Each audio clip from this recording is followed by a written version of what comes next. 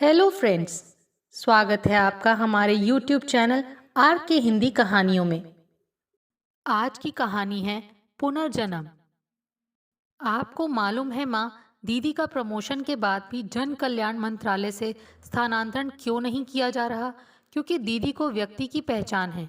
वे बड़ी आसानी से पहचान लेती हैं कि किस समाज सेवी संस्था के लोग समाज का भला करने वाले हैं और कौन अपना।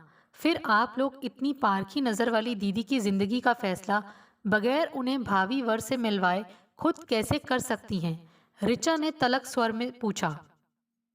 पहले दीदी के अनुरूप सुव्यवस्थित दो लोगों को आपने इसलिए नकार दिया कि वे दुहाजू हैं, और अब जब एक कुंवारा मिल रहा है तो आप इसलिए मना कर रही हैं कि उसमें ज़रूर कुछ कमी होगी जो अब तक कुंवारा है।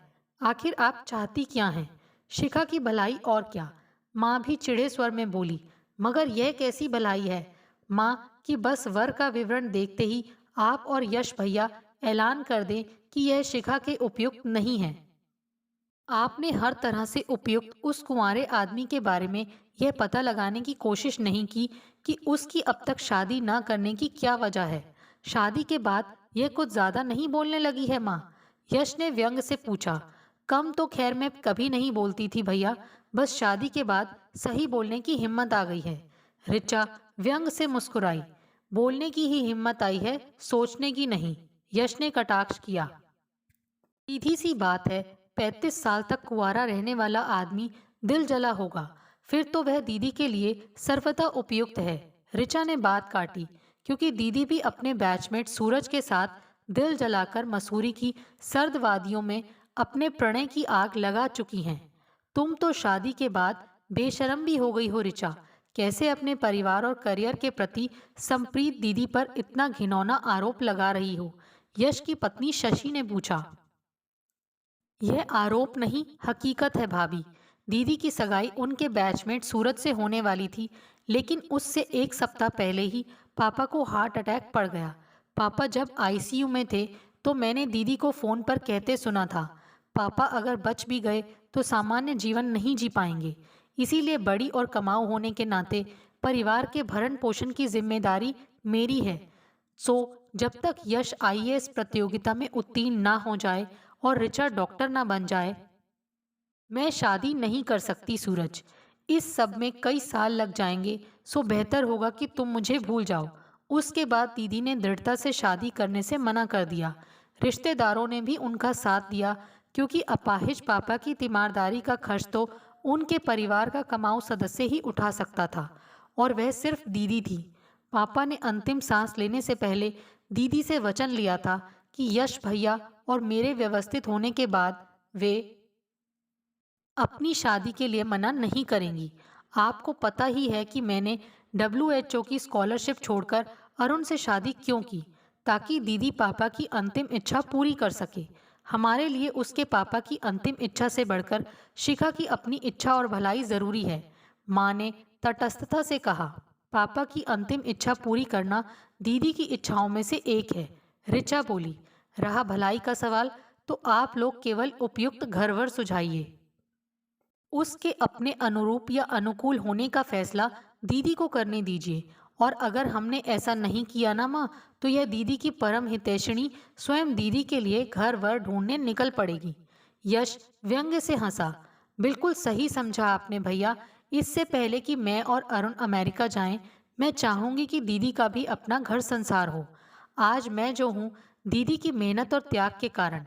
सच कहिए, अगर दीदी ना होती तो आप लोग मेरी डॉक्टरी की पढ़ाई का खर्च उठा सकते थे? ऋचा ने तलक स्वर में पूछा। आपके लिए तो पापा की मृत्यु मेहनत से बचने का बहाना बन गई भैया। बगैर ये परवाह किए कि पापा का सपना आपको आईएएस अधिकारी बनाना था, आपने उनकी जगह अनुकंपा में मिल रही बैंक की नौकरी ले ली, क्योंकि आप पढ़ना नहीं चाहते थे। माँ भी आपसे मेहनत करवाना नहीं चाहती। और फिर पापा के समय की आन बान बनाए रखने को आईएएस अफसर तो दीदी ही थी। नहीं तो आपके बजाय यह नौकरी माँ भी कर सकती थी। आप पढ़ाई और दीदी शादी, ये गड़े मुर्दे उखाड़कर तू कहना क्या चाहती है? माँ ने झल्लाए स्वर में पूछा। यही कि पुत्र मोह में दीदी के साथ अब और अन्याय मत कीजिए। भैया की गृहस्थी चलाने के बजाय उन्हें अब अपना घर संसार बसाने दीजिए। फिलहाल उस डॉक्टर का विवरण मुझे दे दीजिए। मैं उसके बारे में पता लगाती हूँ, ऋचा ने उठते हुए कहा। वह हम लगा लेंगे, मगर आप चली कहाँ? अभी बैठो ना, शशि ने आग्रह किया। अस्पताल जाने का समय हो गया है भाभी, कहकर ऋचा चल पड़ी। माँ और यश ने रोका भी नहीं, जबकि माँ को मालूम था कि आज उसकी छुट्टी है। ऋचा सीधे शिखा के ऑफिस गई। आपसे कुछ ज़रूरी बात करनी है दीदी। अगर आप अभी व्यस्त हैं तो मैं इंतज़ार कर लेती हूँ। उसने बगैर किसी भूमिका के कहा, अभी मैं एक मीटिंग में जा रही हूँ। घंटे भर तक तो वह चलेगी ही। तू ऐसा कर, घर चली जा। मैं मीटिंग खत्म होते ही आ जाऊंगी। घर से तो आ ही रही हूँ। आप ऐसा करिए, मेरे घर आ जाइए। अरुण की रात 10 बजे तक ड्यूटी है। वह जब तक आएंगे हमारी बात खत्म हो जाएगी। ऐसी क्या बात है ऋचा जो माँ और अरुण के सामने नहीं हो सकती? बहनों की बात बहनों में ही रहने दो ना दीदी। अच्छी बात है, शिखा मुस्कुराई। मीटिंग खत्म होते ही तेरे घर पहुंचती हूँ। उसे लगा कि ऋचा अमेरिका जाने से पहले कुछ खास खरीदने के लिए उसकी सिफारिश चाहती होगी। मीटिंग खत्म होते ही वह ऋचा के घर आ गई। अब बता क्या बात है? शिखा ने चाय पीने के बाद पूछा। मैं चाहती हूँ दीदी कि मेरे और अरुण के अमेरिका जाने से पहले आप पापा को दिया हुआ अपना वचन कि जिम्मेदारियां पूरी होते ही आप शादी कर लेंगी, पूरा कर लें। ऋचा ने बगैर किसी भूमिका के कहा। वैसे आपकी जिम्मेदारी तो मेरे डॉक्टर बनते ही पूरी हो गई थी। फिर भी आप मेरी शादी करवाना चाहती थी, सो मैंने वह भी कर ली। लेकिन मेरी जिम्मेदारियां तो खत्म नहीं हुई बहन, शिखा ने बात काटी। यश अपना परिवार ही नहीं संभाल पाता तो माँ को कैसे संभालेगा? यानी ना कभी जिम्मेदारियां पूरी होंगी और ना पापा की अंतिम इच्छा। जीने वालों के लिए ही नहीं, दिवंगत आत्मा के प्रति भी आपका कुछ कर्तव्य है दीदी। शिखा ने एक उच्छ्वास ली। मैंने यह वचन पापा को ही नहीं, सूरज को भी दिया था ऋचा, और जो उसने मेरे लिए किया है उसके बाद उसे दिया हुआ वचन पूरा करना भी मेरा फर्ज बनता है। लेकिन महज वचन के कारण जिम्मेदारियों से मुंह तो नहीं मोड़ सकती। माँ के लिए पापा की पेंशन काफ़ी है दीदी, और ज़रूरत पड़ने पर पैसे से मैं और आप दोनों ही उनकी मदद कर सकते हैं और उन्हें अपने पास रख सकते हैं। यश का परिवार उसकी निजी समस्या है। मेहनत करें तो दोनों मियाँ बीवी अच्छा खासा कमा सकते हैं। उनके लिए आपको परेशान होने की ज़रूरत नहीं है, ऋचा ने आवेश से कहा और फिर हिचकते हुए पूछा। माफ़ करना दीदी, मगर मुझे याद नहीं आ रहा कि सूरज ने आपके लिए क्या किया। मुझे रुसवाई से बचाने के लिए सूरज ने मेहनत से मिली आईएएस की नौकरी छोड़ दी, क्योंकि हमारे सभी साथियों को हमारी प्रेम कहानी और होने वाली सगाई के बारे में मालूम था। एक ही विभाग में होने के कारण गाहे बगाहे मुलाकात होती और अफवाहें भी उड़ती। सो मुझे इससे बचाने के लिए सूरज नौकरी छोड़कर जाने कहाँ चला गया। आपने उसे तलाशने की कोशिश नहीं की? उसके किए कराए यानी त्याग पर पानी फेरने के लिए यह बात भी ठीक है। देखिए दीदी, जब आप वचनबद्ध हुई थी तब आपकी जिम्मेदारी केवल भैया और मेरी पढ़ाई पूरी करवाने तक सीमित थी, लेकिन आपने हमारी शादियां भी करवा दी। अब उसके बाद की जिम्मेदारियां आपके वचन की परिधि से बाहर हैं, और अब आपका फर्ज केवल अपना वचन निभाना है। बहुत जी ली दूसरों के लिए और यादों के सहारे।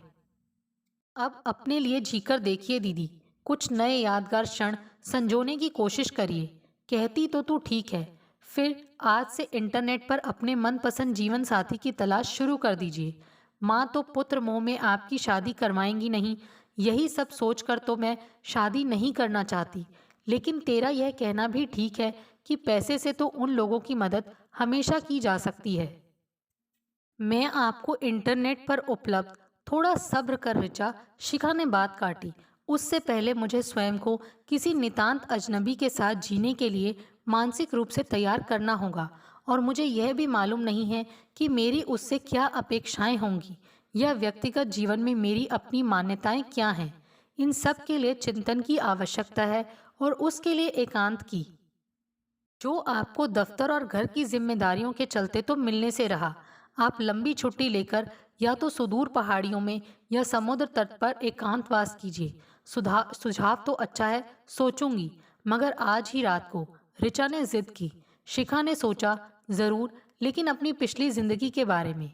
पापा बैंक अधिकारी थे, लेकिन चाहते थे कि उनके बच्चे उनसे बढ़कर भारतीय प्रशासनिक सेवा के अधिकारी बने। शिखा का तो प्रथम प्रयास में ही चयन हो गया। ऋचा ने हाई स्कूल में ही बता दिया था कि उसकी रुचि जीव विज्ञान में है और वह डॉक्टर बनेगी। पापा ने सहर्ष अनुमति दे दी थी। माँ के लाडले यश का दिल पढ़ाई में नहीं लगता था, फिर भी पापा के डर से पढ़ रहा था। लेकिन पापा के जाते ही उसने पढ़ाई छोड़कर अनुकंपा में मिली बैंक की नौकरी कर ली। माँ ने भी उसका यह कहकर साथ दिया कि वह तेरा हाथ बटाना चाह रहा है शिखा। बैंक की प्रतियोगी परीक्षाएं देकर तरक्की भी करता रहेगा। लेकिन हाथ बटाने के बजाय यश ने अपना भार भी उस पर डाल दिया था। जहां उसकी नियुक्ति होती थी, वहीं यश भी अपना तबादला करवा लेता था, आईएएस अफसर बहन का रोब डालकर। तरक्की पाने की ना तो लालसा थी और ना ही जरूरत, क्योंकि शिखा को मिलने वाली सब सुविधाओं का उपभोग तो वही करता था।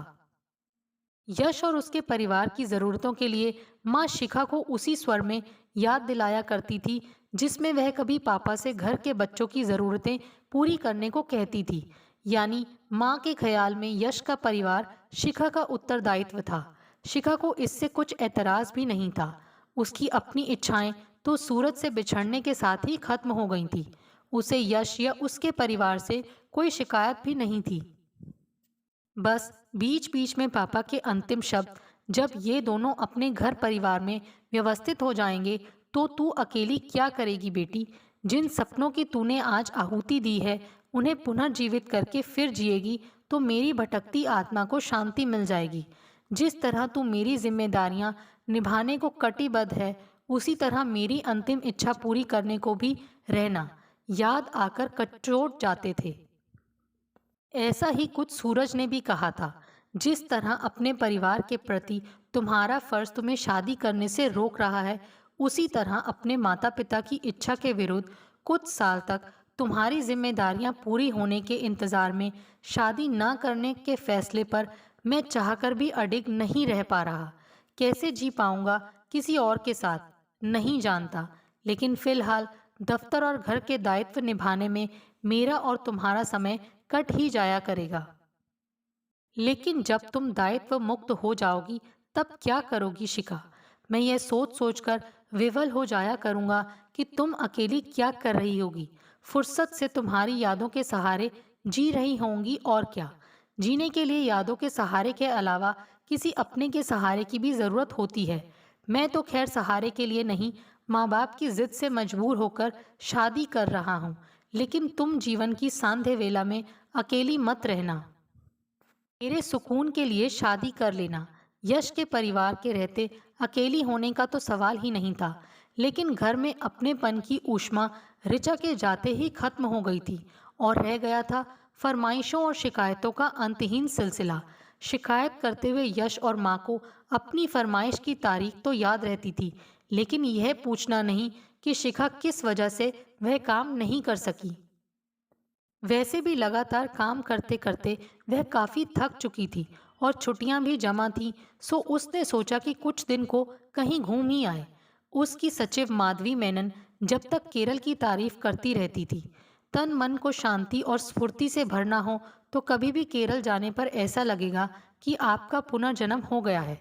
अगले रोज उसने माधवी से पूछा कि वह काम की थकान उतारने को कुछ दिन शोर शराबे से दूर प्रकृति के किसी सुरम्य स्थान पर रहना चाहती है, सो कहाँ जाए। वैसे तो केरल में ऐसी जगहों की भरमार है, माधवी ने उत्साह से बताया। लेकिन आपको त्रिचुर का अथिरियापल्ली वाटरफॉल बहुत पसंद आएगा। वहाँ वन विभाग का सभी सुख सुविधाओं से युक्त गेस्ट हाउस भी है। तिरुवनंतपुरम के अपने ऑफिस वाले त्रिचूर के जिला अध्यक्ष से कहकर आपके रहने का प्रबंध करवा देंगे। लेकिन वहां तक जाना कैसे होगा? तिरुवनंतपुरम तक प्लेन से। उसके बाद आपको एयरपोर्ट से अथरियापल्ली तक पहुंचाने की जिम्मेदारी अपने ऑफिस वालों की होगी। आप अपने जाने की तारीख तय करिए, बाकी सब व्यवस्था मुझ पर छोड़ दीजिए। लंच ब्रेक में ऋचा का फोन आया। हाँ भाई, छुट्टी के लिए आवेदन कर दिया है केरल जाने को। शिखा ने उसे सब बताया। लेकिन घर वालों के लिए आप छुट्टी पर नहीं, टूर पर जा रही हैं दीदी। वरना सभी आपके साथ केरल घूमने चल पड़ेंगे। ऋचा ने आगाह किया। ऋचा का कहना ठीक था। सब तैयारी हो जाने से एक रोज पहले उसने सबको बताया कि वह केरल जा रही है। केरल घूमने तो हम सब भी चलेंगे, शशि ने कहा। मैं केरल प्लेन से जा रही हूँ, सरकारी गाड़ी से नहीं, जिसमें बैठकर तुम सब मेरे साथ टूर पर चल पड़ते हो। हम क्या प्लेन में नहीं बैठ सकते? यश ने पूछा। जरूर बैठ सकते हो, मगर टिकट लेकर। और फिलहाल मेरा तो कल सुबह 9 बजे का टिकट कट चुका है, कहकर शिखा अपने कमरे में चली गई। अगली सुबह सबके सामने ड्राइवर को कुछ फाइलें पकड़ाते हुए उसने कहा, मुझे एयरपोर्ट छोड़कर मेहरा साहब के घर चले जाना। ये 2 फाइलें उन्हें दे देना और ये 2 ऑफिस में माधवी मेनन को। प्लेन में अपनी बराबर की सीट पर बैठी युवती से यह सुनकर कि वह एक प्रकाशन संस्थान में काम करती है और एक लेखक के पास एक किताब की प्रस्तावना पर विचार विमर्श करने जा रही है, शिखा ने आश्चर्य से पूछा, अपने यहाँ लेखकों को कब से इतना सम्मान मिलने लगा? मैडम, आप शायद नहीं जानती, युवती खिसिया कर बोली। बेस्ट सेलर के लिए लेखक के लिए कुछ भी करना पड़ता है। ये महानुभाव केरल से बाहर आने को तैयार नहीं होते, सो बात करने के लिए हमें ही यहाँ आना पड़ता है। इससे पहले कि शिखा पूछती कि वे महानुभाव कौन है, युवती ने उसका परिचय पूछ लिया और यह जानने पर कि वह आईएएस अधिकारी है और एकांतवास करने के लिए अथरियापल्ली जा रही है, बड़ी प्रभावित हुई और उसके बारे में अधिक से अधिक पूछने लगी। शिखा ने उसे अपना कार्ड दे दिया। माधवी का कहना ठीक था। अथरियापल्ली वाटरफॉल वैसी ही जगह थी जैसी वह चाहती थी। गेस्ट हाउस में भी हर तरह का आराम था। बगैर अपने बारे में सोचे वह अभी प्रकृति की छटा और निरंतर बदलते रंग निहारने का आनंद ले रही थी कि अगली सुबह ही सूरज को देखकर हैरान रह गई। तुम यहाँ? वह इतना ही कह सकी। हाँ, मैं सूरज। हंसा। वैसे तो कहीं आता जाता नहीं, लेकिन यह जानकर कि तुम यहाँ हो, तुमसे मिलने का लोभ संवरण न कर सका। लेकिन तुम्हें किसने बताया कि मैं यहाँ हूँ? पल्लवी, यानी उस युवती ने जो कल तुम्हारे साथ प्लेन में थी, सूरज ने सामने पत्थर पर बैठते हुए कहा। असल में मैं उसके प्रकाशन संस्थान के लिए आईएएस प्रतियोगिता के लिए उपयोगी किताबें लिखता हूँ। पल्लवी चाहती हैं कि प्रतियोगिता में सफल होने के बाद सफलता बनाए रखने के लिए क्या करें, इस विषय पर मैं कुछ लिखूं। तो मैंने कहा कि मुझे नौकरी छोड़े कई साल हो चुके हैं और आज के प्रशासन के बारे में अधिक जानकारी नहीं है, तो उसने तुम्हारे बारे में बताया और कहा कि आपसे मिलकर आजकल के हालात के बारे में जानकारी ले लूं। पल्लवी को तो तुम्हारे एकांतवास में खलल न डालने को मना कर दिया, लेकिन खुद को आने से न रोक सका। ऐसे हैरानी से क्या देख रही हो? मैं सूरज ही हूँ शिखा, उसमें तो कोई शक नहीं है, लेकिन तुम और लेखन यकीन नहीं होता। सूरज, यकीन न होने लायक ही तो अब तक मेरी जिंदगी में होता रहा है शिखा। सूरज उस सांस लेकर बोला। पुराने परिवेश से कटने के लिए मैंने तिरुवनंतपुरम यूनिवर्सिटी में प्रवक्ता की नौकरी कर ली थी और वक्त काटने के लिए आईएएस प्रतियोगी परीक्षाएं देने वाले विद्यार्थियों को पढ़ाया करता था। उनके सफल होने पर इतने विद्यार्थी आने लगे कि मुझे नौकरी छोड़कर कोचिंग क्लास खोलनी पड़ी। मेरे एक शिष्य ने मेरे दिए क्लास नोट्स का संकलन कर प्रकाशन करवा दिया। वह बहुत ही लोकप्रिय हुआ और प्रकाशक इस विषय की और किताबों के लिए मेरे पीछे पड़ गए और इस तरह मैं सफल लेखक बन गया। अब तो पढ़ाना भी छोड़ दिया है, बस लिखता हूँ। लिखने भर से घर का खर्च चल जाता है बड़े आराम से। अकेले आदमी का ज़्यादा खर्च भी नहीं होता। यानी तुमने माता पिता की खुशी की खातिर शादी नहीं की, शादी करने से मना भी नहीं किया। सूरज हंसा। जो लोग मुझे अपना दामाद बनाने के लिए हाथ बांधे पापा के आगे पीछे घूमते थे, वे तो मेरी नौकरी छोड़ते ही बरसात की धूप की तरह गायब हो गए। जो लोग प्रवक्ता को लड़की देने के लिए तैयार थे, वे माँ पापा की कसौटी पर खरे नहीं उतरे। उनकी तलाश अभी भी जारी है, लेकिन सुदूर केरल में बसे लेखक को कौन दिल्ली वाली लड़की देगा? और तुम बताओ, यह एकांतवास किस लिए? संन्यास वन्यास लेने का इरादा है? शिखा हंस पड़ी। असलियत तो इसके विपरीत है सूरज, और उसने ऋचा के सुझाव के बारे में विस्तार से बताया। दूसरे शब्दों में कहें तो माँ पापा की तलाश खत्म नहीं हुई। सूरज हंसा। वैसे तो मैं यहाँ से वापस जाने वाला नहीं था, लेकिन तुम्हारे साथ कहीं भी चल सकता हूँ। मैं भी यहाँ आ सकती हूँ सूरज, लेकिन क्या गुजरे कल को आज बनाना संभव होगा? अगर तुम मुझे जिलाना और खुद को जिंदा होना चाहो तो। शिखा के मोबाइल की घंटी बजी। यश का फोन था। दीदी, गुरमैल सिंह जब परसों दोपहर तक गाड़ी लेकर नहीं आया तो मैंने उसके मोबाइल पर उसे आने के लिए फ़ोन किया, लेकिन उसने कहा कि वह मेहरा साहब की ड्यूटी में है और उनके कहने पर ही हमारे यहाँ आ सकता है। सो मैंने उनसे बात करनी चाहिए। परसों तो मेहरा साहब से बात नहीं हो सकी, वे मीटिंग में थे। कल बड़ी मुश्किल से शाम को मिले तो बोले कि वे इस विषय में कुछ नहीं कह सकते। बेहतर है कि मैं माधवी से बात करूं। माधवी कहती है कि छुट्टी पर गए किसी भी अधिकारी को गाड़ी उसके कार्यभार संभालने वाले अधिकारी को दी जाती है और परिवार के लिए गाड़ी भेजने का नियम तो नहीं है, लेकिन शिखा मैडम कहेंगी तो भिजवा देंगे। आप तुरंत माधवी को फ़ोन कीजिए गाड़ी भिजवाने को। जब परिवार के लिए गाड़ी भेजने का नियम नहीं है तो मैं उसका उल्लंघन करने को कैसे कह सकती हूँ? शिखा ने रुखाई से कहा। चाहे गाड़ी के बगैर परिवार को कितनी भी परेशानी हो रही हो, इतनी ही परेशानी है तो खुद ही गाड़ी का इंतजाम कर लेना मेरे भाई। ये आपको क्या हो गया है दीदी? आप माँ से बात कीजिए। माँ एकदम बरस पड़ी। ये क्या लापरवाही है शिखा? हमारे लिए बगैर गाड़ी ड्राइवर का इंतजाम किए टूर का बहाना बनाकर तुम छुट्टी मनाने निकल गई हो। शर्म नहीं आती? शिखा तड़प उठी। मैंने कब कहा था माँ कि मैं टूर पर जा रही हूँ और काम की थकान उतारने को छुट्टी मनाने में शर्म कैसी? अगर गाड़ी के बगैर आपको दिक्कत हो रही है तो यश से कहिए इंतजाम करे। परिवार के प्रति उसका भी तो कुछ दायित्व है। यह तुझे क्या हो गया है शिखा? यश कह रहा है तू एकदम बदल गई है। यश ठीक कह रहा है माँ। शिखा ने बात काटी। मेरा पुनर्जन्म हो रहा है, उसमें आपको कुछ तकलीफ तो झेलनी ही पड़ेगी। और वह सूरज की फैली बाहों में सिमट गई।